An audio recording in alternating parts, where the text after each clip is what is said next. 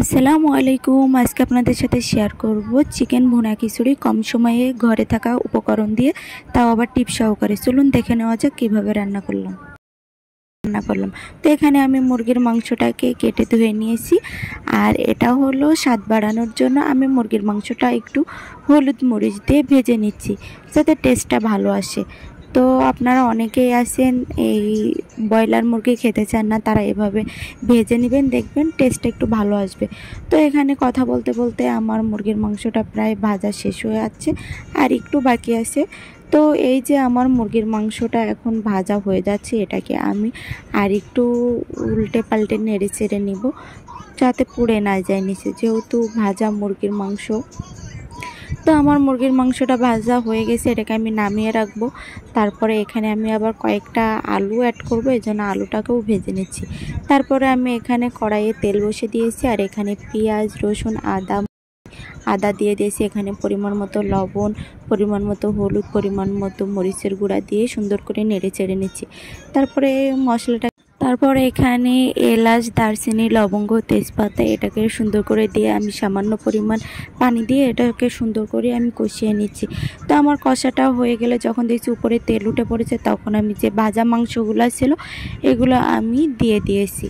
তো এটা দেওয়ার পর আমি সুন্দর করে নেড়ে চেড়ে নিচ্ছি। নেওয়ার পরে এখানে আমি পরিমাণ মতো পানি দিয়েছি, যাতে কষানোটা হয়ে যায়। তারপরে এখানে উপরে আমি কয়েকটা 3 থেকে 4টা কাঁচামরিচ ফেড়ে উপরে দিয়ে দিয়েছি। তারপরে এটাকে আমি সুন্দর করে ঢাকনা দিয়ে ঢেকে দিয়েছিলাম। দেওয়ার পরে আবার ঢাকনাটাকে উঠিয়ে তো এটাকে আমি সুন্দর করে নেড়ে চেড়ে নিচ্ছি। তো এখানে আছে পোলাও চাল আর মসুরের ডাল, এখানে আর বেশি কিছু অ্যাড করি নাই। তো এটাকে আমি সুন্দর করে যে কষানো মাংস ছিল, মাংসের ভিতরে আমি এই চাউল আর ডাউলটা দিয়ে সুন্দর করে ভেজে নিচ্ছি।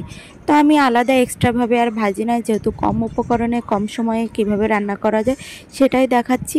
তো এই জন্য আমি আর এটা এক্সট্রা করে না ভেজে এই কষানো মাংসের ভিতরে দিয়েই এটাকে আমি সুন্দর করে নেড়ে চেড়ে নিচ্ছি। তো নেড়ে চেড়ে নেওয়ার পরে আমার যখন ভাজাটা হয়ে গেছে, দেখছি চালটা একটু লাল হয়ে এসেছে, তখন আমি এখানে পরিমাণ মতো পানি দিয়ে নিচ্ছি। তো পানি দেওয়ার পরে আমি ঢাকনা দিয়ে ঢেকে দিয়েছি। তো এখানে আমি ঢেকে দেওয়ার পরে আমি যখন দেখছি পানিটা 3 ভাগের 1 ভাগ আছে, তখন আমি এখানে ধনিয়া পাতা কুচি ছিল এটাকে দিয়ে দিয়েছি। তারপরে এই যে ঢাকনা দিয়ে আবার ঢেকে দিয়েছিলাম 5 মিনিটের মতো। তো আমার যখন ঢাকনা দিয়ে 5 মিনিটটা ঢাকা হয়ে গেছে, তখন এই যে আমার খিচুড়িটা প্রায় শেষের দিকে চলে এসেছে। তো আমি আবার এটাকে, যেহেতু একটু মানে শক্ত ভাব আছে, এর জন্য এটাকে আমি আবার সুন্দর করে উল্টিয়ে পাল্টিয়ে নেড়ে চেড়ে নিছি। তারপরে এই যে আমার খিচুড়ির ফাইনাল লুক।